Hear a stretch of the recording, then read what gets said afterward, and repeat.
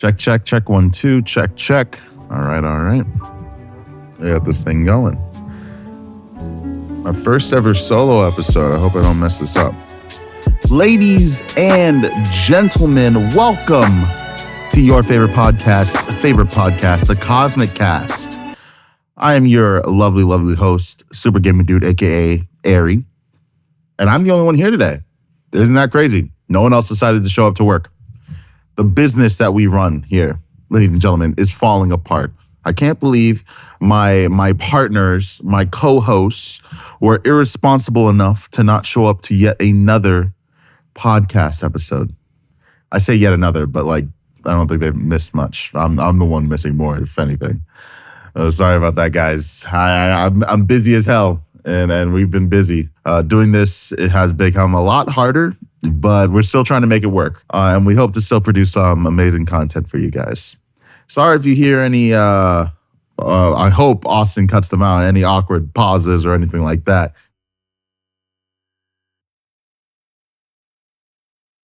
It's just kind of weird and hard to speak to yourself for 30 minutes on end. I'm going to make it a little easier on myself by talking about something that I have become quite passionate about as of late. I say passionate. I like it. I like it a lot. I watch it all the time. I'm talking about professional wrestling. Many of you might have just turned off your computers and walked away, and I get that. But because you're just not ready. You're just not ready for this greatness that I'm about to drop on you. And that's fine. It's completely okay. But for the rest of you who are still here and want to hear my words and what I think about professional wrestling, which I consider to be the greatest form of entertainment going on today, stick around. I have a lot to say about it. So my history with professional wrestling, if you guys don't even know what professional wrestling is, it's WWE. That's seriously all I have to say in order for most people to understand. But that's not all that professional wrestling is, but it's the most popular, it's the most well-known, WWE. But anyway, my history with professional wrestling starts way back when I was a kid. Back to me and my brothers, we watched WWE Raw and SmackDown every week. We saw the best of stuff, the worst of stuff, but we were so young back then that everything was great. You know what I mean? You're that age where everything you watch on TV is good. You defend anything you watch. Kids are weird. We were weird kids, but yeah, professional wrestling was our shit. To the point where we would beat the shit out of each other for a fake title belt that we made. I would lose all the time. I need you guys to understand, I am not a fighter. And it's especially sad because I was the oldest. And I was getting my ass handed to me by my younger brothers. But I will say there was one time, I do remember, I have this distinct memory where I did win the title. It was like an upset victory because I choked the shit out of my brother. I choked the shit out of him. And of course, your fucking throat is being contracted. Of course you're gonna fucking tap out. He tapped out. And I became the champion. I was freaking out. I was like, holy shit, I won. My brother is coughing on the floor, trying to get air. It was amazing, man. It was fucking amazing. If you're listening to this, bro, I love you. Sorry for almost killing you that day. You did it to me plenty of times. You almost killed me plenty of times. So we'll leave it at that. Water does good for your soul, people. Drink water. Water does really good for your soul. Anyway, professional wrestling. Back to it. I don't know when it happened, but I remember I just missed a week, and then I missed another week. Then we were watching it every other week. Then it kind of just petered off. I don't remember how long it was, but I remember just not watching for the longest time. And the only time that I got back into it was at the tail end of 2022, going into 2023. That's where I rediscovered professional wrestling. And it latched onto me unlike anything else, man. It just hit the right points in my brain to where now I can't stop thinking about it. I watch pro wrestling every day. I am constantly on message boards and the Reddit and Twitter, just looking up stuff on wrestling. It consumes my every thought, my every whim and being is being consumed by professional wrestling because it's just so fascinating, man. Watching two grown men or grown women beat the shit out of each other, for a title. It's so great, man. It's amazing. It can be so beautiful. And I bet, like, if you don't watch it and you don't understand it, I probably sound insane. I probably sound crazy. Like, niggas beating the shit out of each other. That's art to you? Yes! Yes, it is. It's art to me, nigga. It's art to me, goddammit. And you need to understand that. That's okay. If you don't, that's okay. Of course, it's okay. But you need to understand that that's art to me. Some more water, please. Thank you. Yeah, in the tail end 2022, 2023, because I remember the events that I had watched where I fully became hooked. It was NXT Stand and Deliver, and it was either WrestleMania 39 or before that. It was a little before that. But I fell back into wrestling. How I caught myself back up was I basically went to Peacock. We got Peacock. And I basically watched I attempted to watch all of 2022's content. God, if you look at the beginning of 2022 and like the beginning of 2023, it is so different. It is crazy how fast wrestling moves. It's like it's unimaginably different. And now I know why. That was before I found out about what was going on with Vince McMahon and Triple H taking over and all that. It's like shit in wrestling changed up so much in the last 3 years. It's quite insane how much things have changed. So much has happened in the professional wrestling world that it's just mind-boggling to even think about. It generally feels like a decade has went by based on these events, but it's only been 3 years. It's crazy. It's crazy. But yeah, NXT Stand and Deliver. That's the show that really got me hooked, and that's why I still watch NXT to this day. NXT Stand and Deliver 2023 was really fucking good. Really fucking good. In that show, in that pay-per-view, is where I found and fell in love with my favorite wrestler currently going today, in Ilya Dragunov, in the 5-way North American Championship match between Wesley, the champion, Dragon Lee, who else? Ilya Dragunov, Axiom, I'm pretty sure, was there. And was it JD McDonough, or did I imagine that? I think it was JD McDonough before he got called up. But yeah, that match was incredible. Fucking incredible. And if you're a wrestling fan listening to this, go rewatch that match. That match is so fucking good. But in that match, Dragunov, Ilya, he was going crazy. In that one match, I saw his fire. I saw the amount of heart that he was like. He was wrestling a completely different game than everyone else there. It looked like he was giving it his all in every single thing that he was doing. And that's just Ilya Dragunov as a whole. He is one of the most intense wrestlers going today.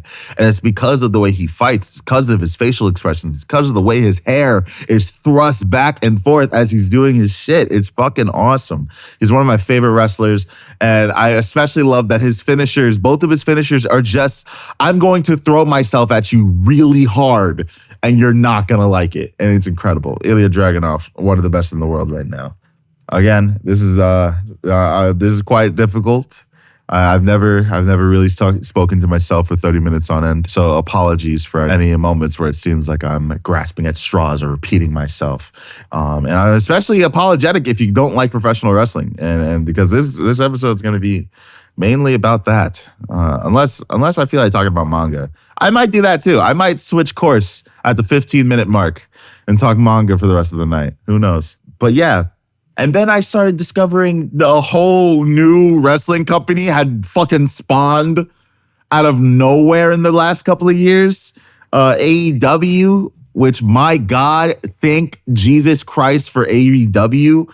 Like, it is some of the most electrifying. AEW has the better in-ring product than WWE, and it's not even close.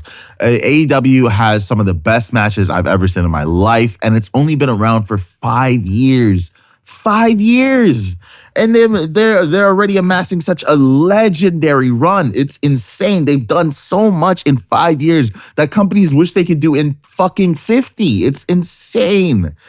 And man, and it's hard to believe that fucking Cody Rhodes. Yeah, this is before I even found out that Cody Rhodes was in that company, bro. He started that company along with the Young Bucks, Kenny Omega, and Tony Khan. It's insane. He started that company. And he left it. And now he's the WWE Undisputed Champion. Which is stupid because there are 2 titles. That's not undisputed, but whatever. We don't talk about that. But yeah, it's fucking crazy, man. It's fucking crazy. Time flies. So much shit happens. It's crazy. I'm loving this new era we're in of wrestling, man. For those who know wrestling, and for those who don't really. There are different eras in wrestling that we like to discuss, especially in the WWE, or the Federation, as they call it. There was the golden era, the ruthless aggression era, I don't fucking know, dude. I'm sorry. I can't be fucked to remember all those eras right now. I can't be. But yeah, this new era, I like the name Renaissance era. They don't like it. They think it's dumb, but I don't agree. I think it's fucking dope. A lot of people think it's lame, but I don't agree. I think it's a fucking dope name, and I think it should be the name.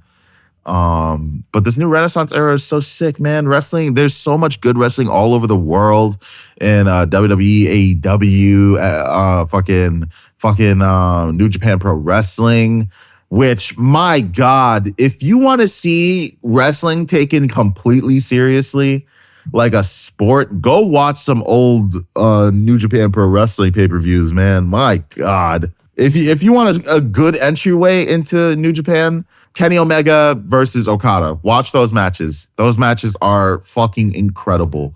Fucking incredible. Just the wrestler that Kenny Omega is, the wrestling god. Definitely going to be the top 5 wrestler by the time he hangs up his boots, man. What a legend. Hey guys, it's me, Austin, editing this, and I can confirm that this statement is true because Kenny Omega dressed up as Sans and walked out to Megalovania once, and that's about all I know about professional wrestling, but that automatically makes him a legend. Get well soon, dog. We need you back stronger and better than ever. But yeah, wrestling is just, it's a lot to me, man. It means a lot to me. So much so to the point where, like, I was thinking about being a wrestler, like, recently, man. I don't know if I'm going to do it anymore. It's just, I got a lot of fucked up problems in my body, especially my knees. My knees are cooked. My knees are so cooked, and you need your knees to be a wrestler. You really do. You don't got your knees, you can't be a wrestler. And my knees are too fucked. So it might be too late for me, but I constantly think about it. If I could go back and change up some things, I'd probably try. I've always said, like, I'd try to get back into wrestling sooner, because I might have became a wrestler. If I got back into it sooner, around the time I was living with my parents, I might have been there, man. I might have done it, but I don't anymore. I never pursued it. So what can you say? Just gotta, if it's meant to happen, it'll happen in the future when I'm more financially stable. There's the hoping. But yeah, that was the professional wrestling portion of this episode. If you guys want to hear me talk more about professional wrestling in the future, just let me know in the comment section. I could do a whole little corner about it, you know. I could talk about pay-per-views, shit like that. I don't have the best opinions on it, but I try my best. I just give my raw thoughts. This portion is going to be manga and anime, of course. If you watch our other episodes of the Cosmic Cast, you'll know that I am a manga and anime type of guy. I love that shit. I've been reading a lot more stuff recently, trying to get back into the swing of things. And reading-wise, I mean, I haven't been reading in a bit, so I've been trying to get back into it recently. It's good, dude. I'm back into manga again. It's just good. It's good. Right now, the series that I'm obsessed with is Dandadan or Dandadan. I don't know, however you pronounce it. It just got its anime that came out. I read it before it was even announced for an anime, by the way. So I'm not a new fan. I'm not a fake fan. I've been on that train for years. Suck my dick if you think otherwise. But seriously though, that shit's good. That shit's so good. And I'm kicking myself because I don't have a Netflix account to watch more of it. And I do not pirate. I do not do that. I am not a pirate. I don't go R. I do not pirate. I do not do it. Yar, har, har, nigga. Anyway. But yeah, Dandadan's so good, man. It's so fucking good. I could completely nerd out and talk like about all the stuff that I like about it. But like, I want to give you guys some recommendations because there's a lot of stuff out there that I don't know if a lot of people know about that's really good. One of them right now that I'm going to talk to you guys about is Gachiakuta. Oh my God, this one's getting an anime soon. And when that anime drops, I swear to you that it is going to take over. If they are able to adapt that manga well, like if they give it the quality that Demon Slayer got, I think it is going to be the next big thing, as big as JJK, maybe even better, because it is made by I keep forgetting her name. Hold on, I would like to look this up because it is really good. It's called Gachiakuta. You can look it up online. I don't know what manga page it goes on, but I know it's weekly. It is indeed a weekly series, and it is one of the best weekly series going on right now. I fucking love it, dude. It's so fucking good. What's her name? Kai Urana. I don't know. But she's such an amazing artist. She was the assistant to Soul Eater / Fire Force manga, the Fire Force mangaka. And assistants usually go on to make their own creations, and she did, and it's one of the best things I've ever read. It's about it's a boy who lives on a floating city who is accused of a crime that he did not commit, who is thrown down from the floating city down to the world below that is covered in trash, and it's horrifically polluted. And so he's attacked by some creatures that come from the trash, but he is saved by a man with an interesting looking tool in the shape of an umbrella. Turns out that down in this world, there is a power known as, well, I guess it's called jinkies. It's either vital instruments or jinkies, depending on the translation you're reading. It's basically like if you care for a specific item long enough and well enough, it'll eventually obtain a soul. And it basically becomes a tool that you can use with like abilities that come with. And it's super dope. The character that saved, the main character who's named Rudo, Rudo, he's named Engine. And his jinky is an umbrella, like I said. And it's really cool. Like the art is fucking incredible. The way that the artist is able to make ordinary objects look sick as fuck is insane. And you get to see a lot of it with the main character's power, which is called 3R. It's his gloves. It's his gloves that he got from his parents. Spoilers, I'm not going to spoil for you. But the power is basically that he can use any piece of garbage and upgrade it. And so he's like picking up all types of different objects and upgrading them. And the artist is able to make them look all so sick and all have such interesting powers. It's so dope, man. Seriously, this is such a good series. The villains are awesome. It's done so much good shit in such a short time. I really do believe that if this is adapted well, it's going to be the next big thing. So if you guys want a head start on this greatness that is about to drop on you, please go check out Gachiakuta. Support its official releases. It's released in like actual physical form. So go pick up the manga if you can. Support the artist directly. And if you can't do that, go look it up online, get a subscription to stuff. Do something. Do something with your money. But yeah, that's one of my biggest recommendations so far. I've been telling anyone who asked for a recommendation to go check that out. Another one I've been telling people to go check out is, it's not a manga. This is a manhwa. Switch it up on you guys. A manhwa known as Hardcore Leveling Warrior. Hardcore Leveling Warrior is it is my favorite manhwa of all time. It is such an amazing series that I truly implore everyone to go check out. It's about a world in which, in this world, there is a video game that people can play in their sleep called Lucid Adventure. And it's basically the most popular thing in the world because of course it would be. It's a game that you can play while you sleep. I think that would take over the world, bro. And it does in this world. It basically like influences real life politics and shit. It's insane. The world building is incredible. And the main character, at least in the webtoon version that I read, Ethan Gong, but there's of course, it's a Korean manhwa, so he has an official name that I just can't remember right now. I'm sorry. He is one of the greatest protagonists I've ever seen. He is so fun. He is a gambler through and through to his deep into his soul. He keeps making risky plays, but he knows how. He's like one of the greatest players in the world, so he knows what he's doing. It's awesome. It's fucking incredible. And to see his development from such a piece of shit to a character with a heart of gold is incredible, man. It's so good. It's so well written. It's giving me inspiration for one of my stories I'd love to tell in the future. I implore you guys to go check it out. It's hard to really summarize. I guess I could attempt to, since I could fill out some time with it. Basically, it's about Ethan Gong, and at the start of the series, he's known as a hardcore leveling warrior, and because he is like the number one player in the world. And of course that would be insane.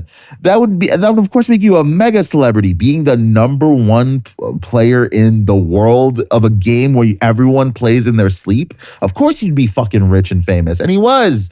He had a penthouse. He was rich as shit. He had many cars. It was sick. But he is tricked by a player and accidentally dies and loses all of his shit.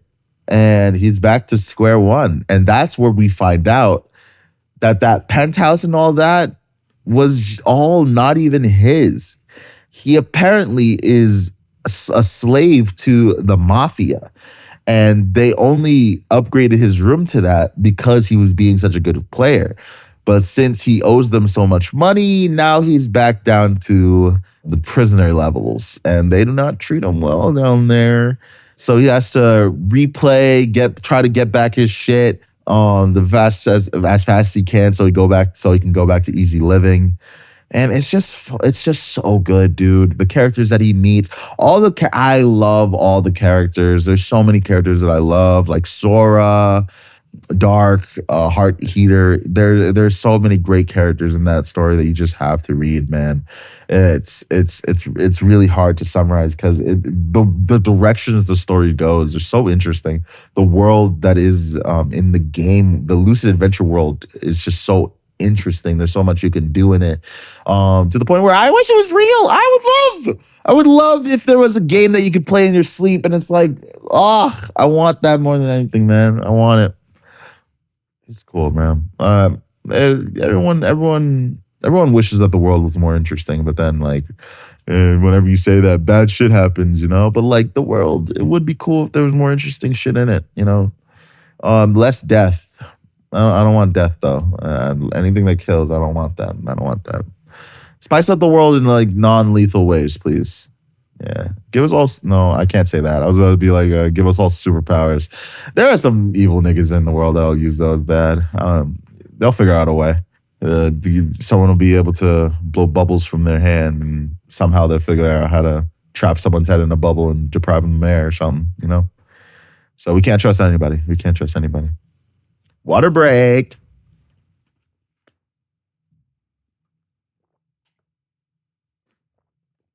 By the end of this episode, I'm definitely finishing this water bottle. So you guys are going to be listening to that. I appreciate it. But yeah, Hardcore Leveling Warrior, Gachiakuta, those are two of my biggest recommendations to people these days. And this is going to be a very shot in the dark, just underrated, absolutely underrated webtoon going around right now that I'm so sad. It hasn't been updated in so long. But it is one of my favorite webtoons going right now. It's called Scoob and Shag. Very stupid name, I know. You know, you're probably thinking, why is it like the cartoon? Yes, Scooby-Doo and Shaggy. Yes, Scoob and Shag.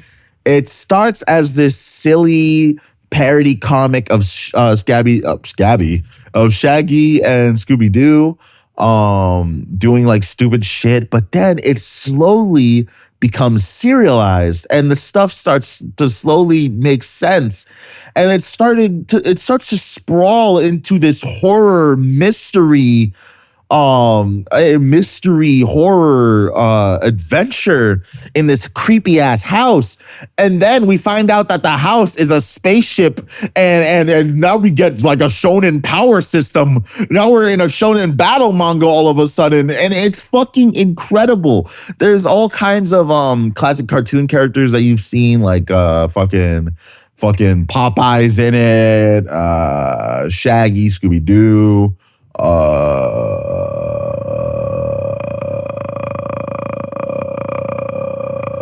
Courage the Cowardly Dog. There's a bunch of others. It's just I haven't read it in a while. I might reread it after this recording. Honestly, it's that good. It's so good, man. Check it out. It's disappointing that I had to spoil that for you, but like it's so good that it doesn't even matter. You're gonna like it anyway. So yeah, that's it from me from this episode of the Cosmic Cast. I really hope you guys enjoyed your favorite podcast. And if you even ask people about that, if it's their favorite podcast and they say no, they're lying. They're like, I literally saw them in our comment section the other day and they deleted it. So I don't know what to tell you. They said it right there. You guys are my favorite podcast. You know who said that? Tiny Meat Gang before Cody got exposed for that bullshit. I say bullshit, I mean, I'm not like that. Not like that. That is true. He did do that. We do know that. Okay. I'm flubbing this up. Anyway, we have shit down in the description down below. Go check out our socials. Check out my socials. I deserve it for me putting this episode together by myself. My co-host didn't show up. They don't care about this shit like I do. Who? Anyway. Yeah, thank you. We have some stuff in the description you can go check out. Follow our socials. Check out the other episodes that we got coming out. They're amazing. Go check out our old episodes. And also, while you're there, leave us a comment, Leave us a comment. Come to our Discord. Come chat with us directly. We try to be there as much as we can. It's hard, but we try. And see you guys next time.